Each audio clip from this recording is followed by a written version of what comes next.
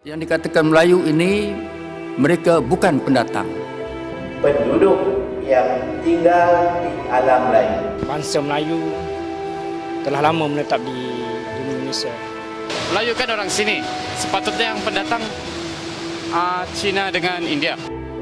Premis inilah yang diciptakan dan ditanamkan kolonial British untuk melanggengkan disharmoni antar etnis. Sebuah klaim yang sebenarnya diragukan validitasnya. Melayu pun adalah datang dari luar Malaysia. Yang betul-betul orang asal di sini ialah orang asli. Karena secara historis penduduk asli Semenanjung adalah masyarakat yang secara umum sekarang disebut sebagai orang asli. Mereka yang biasanya tinggal di hutan dan pedesaan, sebagian besar hidup dalam kemiskinan, dan pada umumnya non-muslim. Di luar itu, semua merupakan penduduk yang berdatangan sejak abad 14, dan perlahan kemudian mendominasi, serta menguasai wilayah Semenanjung. Nenek moyang mereka dari luar wilayah Semenanjung, selama 2 atau 3 generasi pun, bahkan masih dapat ditelusuri. Sehingga sangat tidak bijak, ketika kemudian, orang asli, penduduk pribumi sebenarnya, tidak dianggap sebagai bumi putera oleh konstitusi negara. Dan sangat tidak adil, ketika kemudian negara, memperlakukan berbeda dan tidak setara, serta mengecualikan partisipasi penuh warga beretnis non-Melayu, padahal mereka sama, berstatus sebagai warga pendatang di wilayah tersebut. Baik orang Melayu, baik orang Cina, baik orang India, memang mereka itu datang lagi di merantau. Semua pendatang lah, tapi kita di Melayu ni pendatang yang paling awal lah. Ironisnya, para penyokong legitimasi atas preferensi hak istimewa, dan para pengusung konsep ketuanan Melayu, adalah tokoh-tokoh dan pemimpin Malaysia, yang bahkan tidak bisa disebut sebagai etnis Melayu asli. Banyak dari mereka memiliki darah campuran, di mana ayah, ibu, kakek dan neneknya berasal dari Cina, India, Indonesia, Turki, atau Thailand. Mari kita periksa. Tunku Abdul Rahman, pendiri negara sekaligus Perdana Menteri pertama Malaysia, yang berkuasa selama 13 tahun, memiliki darah Thailand. Ia lahir di Kedah, Malaysia pada 1903, dari seorang ibu bernama Cik Menyelara, putri dari Luang Narabori Rak, yang berdarah Thailand. Dato' Onn Jaafar, pendiri Pertubuhan Kebangsaan Melayu Bersatu UMNO, berlatar belakang keturunan campuran. Ayahnya, Datuk Jaafar bin Haji Muhammad, memiliki darah Bugis, dan ibunya, Rugayah, merupakan keturunan Turki. Tun Haji Abdul Razak, Perdana Menteri Malaysia periode 1970 hingga 1976, merupakan anak sulung dari pasangan berdarah Bugis, Dato' Hussein bin Muhammad Tayyib, dengan Fatimah binti Daud. Dato' Syed Jafar Albar, tokoh politik asal Johor, dan menjabat Sekretaris Jenderal UMNO dari 1952 hingga 1958, adalah seorang keturunan Hadromi, Yaman.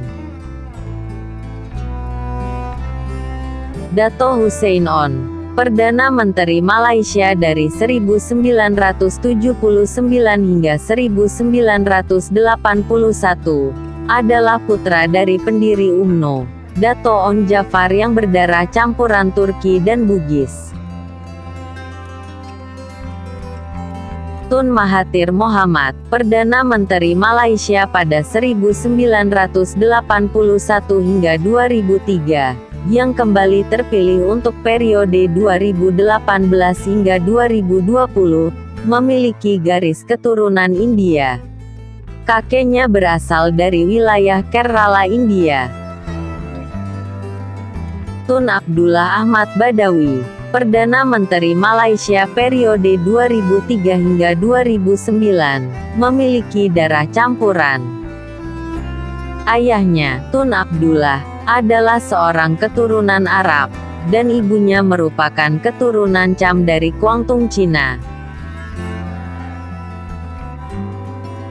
Dato Sri Najib Razak, Perdana Menteri Malaysia periode 2009 hingga 2018, adalah putra dari mantan Perdana Menteri Tun Abdul Razak, yang berdarah Bugis. Syed Hamid Albar, tokoh politik yang pernah menjabat sebagai Menteri Perminyakan, Menteri Pembangunan Pedesaan, Menteri Kehakiman, juga Menteri Luar Negeri, adalah putra dari politikus senior, Dato Syed Jafar Albar yang berdarah Hadromi, Yaman. Muhyiddin Yassin, Perdana Menteri Malaysia periode 2020 hingga 2021, memiliki ayah, Muhammad Yassin bin Muhammad yang berdarah Bugis, dan ibu, Hajah Khadijah Kasim, yang berasal dari Jawa, Indonesia. Dan masih banyak lagi, tokoh dan pemimpin Malaysia serupa. Seperti yang banyak khalayak ketahui, sebagian besar wilayah Johor dihuni warga keturunan Jawa Indonesia, yang berdatangan ke Semenanjung di abad 20. Dan sebagian besar negara bagian wilayah pesisir barat, memiliki populasi besar warga, yang masih mengidentifikasi diri mereka sebagai orang Minang, Rawa dan Mandailing Indonesia. Pada akhirnya, premis awal pribumi Melayu, menjadi gugur, untuk bisa mengklaim, warga yang berasal dari banyak tempat di luar Semenanjung, sebagai orang Melayu.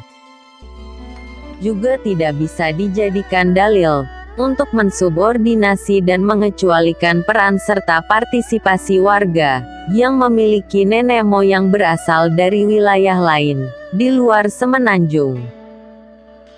Bersikukuh menganggap etnis Cina, India, dan etnis lain yang telah menjadi warga negara Malaysia sebagai kaum pendatang asing atau penumpang gelap, dan menempatkannya sebagai warga negara kelas 2, menjadi tidak berdasar. Melanggengkan preferensi, hak-hak istimewa etnis Melayu, lewat legitimasi konstitusional, merupakan tindakan diskriminatif yang melanggar hak asasi. Politik ketuhanan Melayu yang bermasalah. We need to change. Glorifikasi supremasi Melayu adalah arogansi yang menabrak hak kesetaraan warga dalam bernegara. Sesungguhnya belumlah terlambat untuk meninjau ulang dan mengoreksi konsep berbangsa yang telah diwariskan kolonial. Sudah sampai masanya perkara 153 Perlembagaan Persekutuan dikaji semula.